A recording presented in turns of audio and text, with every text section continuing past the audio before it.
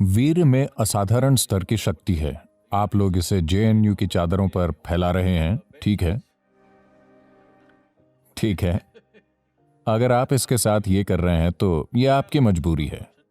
हमारे पास एक शरीर है, हम इसे खुद से अलग नहीं कर सकते। ये मौजूद है। शरीर की अपनी जरूरतें हैं, जैसे कि शारीरिक भूख है, वैसे ही कामुकता है। पर किस हद तक, यह आपके ऊपर है। योग विज्ञान में इसे वीर्यम कहा जाता है।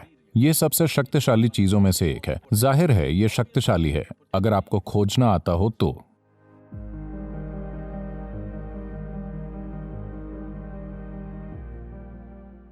नमस्कारम सद्गुरु। मैं जानना चाहता हूं कि जब कोई छात्र कॉलेज में कदम रखता है तो अचानक उसे भारी मात्रा में अश्लील सामग्री मिलती है जो अब तक उससे बहुत दूर थी, और उसे मज़ा आता है। जैसा कि हमने कहा कि वो पृथ्वी पर स्वर्ग का अनुभव करता है, और हमने उन लोगों के नए नाम भी रखे हैं जो बहुत ज़्यादा हस्तमैथुन करते हैं। हम कभी कभी ऐसा बहुत ज़्यादा करते हैं, तो हमें कैसे पता चलेगा कि ये कितना अच्छा या बुरा है? क्या आप हमें हस्तमैथुन की सच्चाई बता सकते हैं?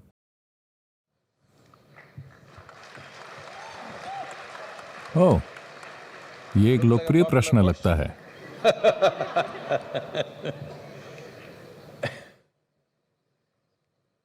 देखिए, हमारे पास एक शरीर है, हम इसे खुद से अलग नहीं कर सकते। ये मौजूद है। अच्छा ये होगा कि हम इसकी सच्चाई समझें। पर अभी दुनिया में समस्या ये है कि दुनिया के कुछ धार्मिक संस्थानों ने यह रवैया अपनाया है कि इंसान का शरीर ही गलत है। इस वजह से संस्कृतियों ने इसे छिपाना शुरू कर दिया। वैसे इस संस्कृति ने इसे कभी नहीं छिपाया, पर अंग्रेजों के आने के बाद हम अंग्रेजों से ज्यादा दकियानूसी हो गए। पर अगर आप उस समय से पहले के मंदिर देखें तो मंदिरों के बाहर की सभी कलाएं अश्लील हैं, अगर आप अश्लील कहना चाहें तो। पर हम उन्हें अश्लील नहीं कहते। हम सिर्फ इंसानी शरीर के विभिन्न आयामों की बात कर रहे हैं, क्योंकि हम इसे गलत नहीं मानते, हम बस इसे जीवन का बाहरी हिस्सा मानते हैं। अगर आप सिर्फ वहीं रहते हैं तो आप हमेशा भौतिक आयाम में रहेंगे, आप कुछ और नहीं तलाशेंगे। तो मंदिर में हमेशा ये बाहर होता है। आपका काम है इसे देखना और समझना कि ये जीवन की बाहरी चीज है, और जीवन की गहराई में जाने की कोशिश करना, पर साथ ही इसे नकारना नहीं। न इसका महिमा मंडन करना, न ही इसे नकारना। यह सबसे महत्वपूर्ण बात है। पर आपके कॉलेज में इन चीजों को देखा जाता है, आपका इंटरनेट या जो भी। लोग मुझे बताते हैं, किसी ने मुझे बताया, मुझे नहीं पता कि यह प्रतिशत सही है या नहीं। जब मैंने पूछा कि सामग्री क्या है, मैं इंटरनेट और इसकी सामग्री को समझने की कोशिश कर रहा था। इंटरनेट पर वास्तविक सामग्री क्या है? उन्होंने मुझे बताया, आपको पता होना चाहिए। उन्होंने बताया कि इंटरनेट पर 70% सामग्री अश्लीलता है। क्या ऐसा है? आपको पता होगा।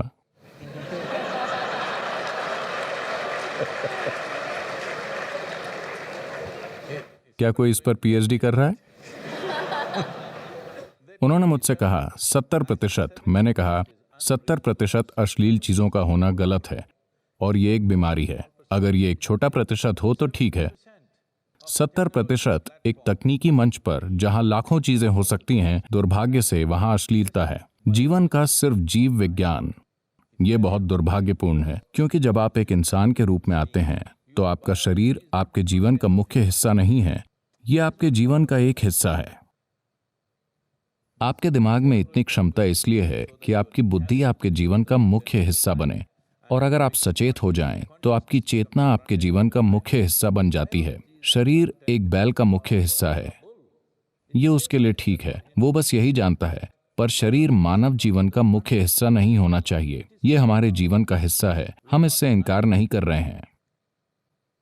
तो आपके जीवन के एक चरण में यह ऐसा होता है। एक 95 वर्षीय व्यक्ति अपने डॉक्टर के पास मेडिकल जांच के लिए गया। डॉक्टर ने पूरी जांच की और कहा, अरे बूढ़े जवान, आप 95 की उम्र के लिए बहुत अच्छा जी रहे हो, आपको कोई समस्या नहीं है। फिर बूढ़े व्यक्ति ने पूछा, डॉक्टर, पर मेरे यौन जीवन का क्या? तब डॉक्टर ने उसकी ओर देखकर पूछा, उसके बारे में सोचना या उसकी बातें करना? तो जीवन के कुछ चरणों में आप सिर्फ इसकी बातें करते हैं या इसके बारे में सोचते हैं। कभी कभी आप इसमें लिप्त होते हैं। ये जीवन के गुजरते हुए चरण हैं। आपके लिए ये किस हद तक जरूरी हैं, इसे आप सबसे अच्छा तय कर सकते हैं। पर साथ ही आप अपने शरीर को समझने के लिए यहां नहीं आए हैं। कम से कम आपको जीव विज्ञान में एमएससी करनी चाहिए थी। आपको एक तकनीकी संस्थान में जीव विज्ञान की खोज करके समय बर्बाद नहीं करना चाहिए। क्या इसका मतलब यह है कि आप में जीव विज्ञान नहीं है, आपकी शारीरिक जरूरतें नहीं हैं? आप में हैं, ये ठीक है, पर इसे आपका बाहरी हिस्सा होना चाहिए, न कि आपके जीवन का मूल हिस्सा, क्योंकि इससे आप में एक कमी आ जाएगी। आप एक प्राणी थे जो पूरी तरह से शारीरिक था, फिर आपका विकास हुआ और अब आप में शरीर से परे अपनी खुद की बुद्धि है। देखिए, जानवरों की बुद्धि सिर्फ उनके शरीर के लिए काम करती है। भोजन कैसे पाया जाए, अपना साथी कैसे पाया जाए, यही उनका पूरा जीवन है। अगर मानव बुद्धि भी इसी तरह काम करे तो आप विकास की प्रक्रिया के खिलाफ जा रहे हैं। आप वापस जाने की कोशिश कर रहे हैं, विकास की प्रक्रिया को पीछे ले जा रहे हैं। यह जरूरी नहीं है। इसका मतलब यह नहीं है कि आपके पास शरीर नहीं है। शरीर की अपनी जरूरतें हैं, जैसे कि शारीरिक भूख है, वैसे ही कामुकता है। आपको इसे किसी तरह से पूरा करना है, पर किस हद तक यह आपको चुनना है। पर निश्चित रूप से यह आपके जीवन का मुख्य हिस्सा नहीं होना चाहिए, क्योंकि आप अपनी बुद्धि और चेतना को मुख्य हिस्सा बनाने की विकास योजना को पीछे ले जा रहे हैं। इसके बजाय आप अपने शरीर को मुख्य हिस्सा बना रहे हैं।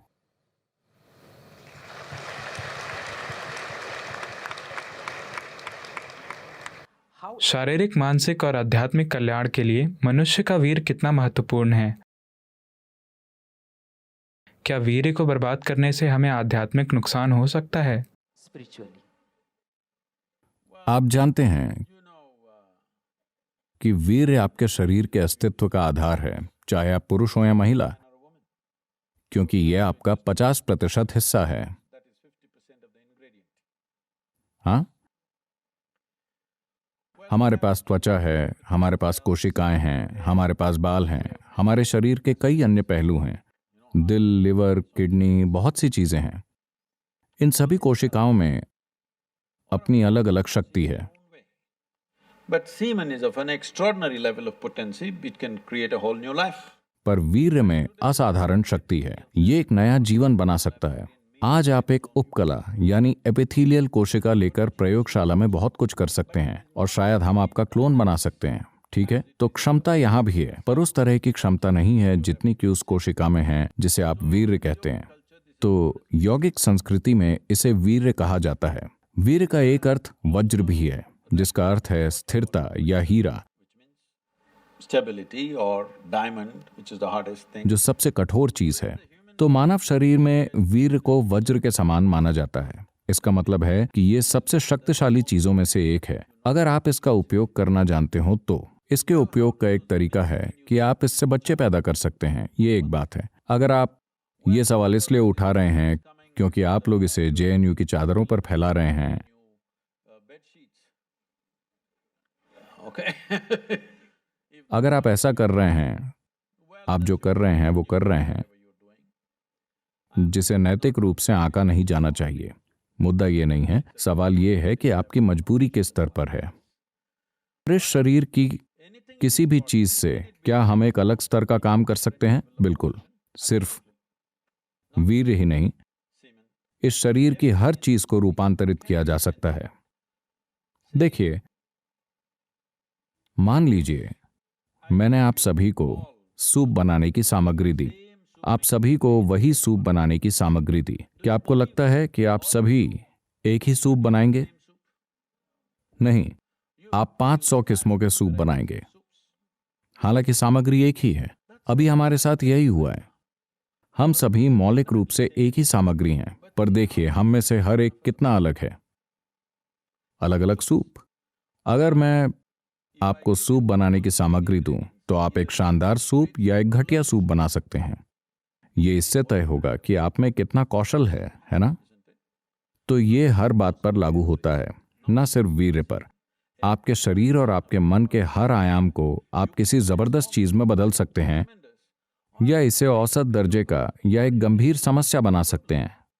आपके जीवन का हर पहलू, यही जीवन के इस पहलू के लिए भी सच है। ये वही ऊर्जा है। देखिए, लोग इसका शाब्दिक अनुवाद कर रहे हैं, पर अगर आप उपकलता यानी एपिथेलियल कोशिकाएं बनाना चाहते हैं तो शरीर इस पर जितनी ऊर्जा खर्च करता है उसके मुकाबले अगर आप एक वीर्य की कोशिका बनाना चाहते हैं तो शरीर जितनी ऊर्जा खर्च करता है वो बहुत अलग है। इसे वैज्ञानिक रूप से स्थापित किया जा सकता है।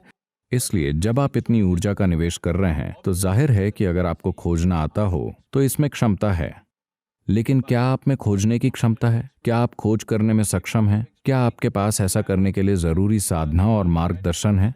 ये एक बड़ा सवालिया निशान है।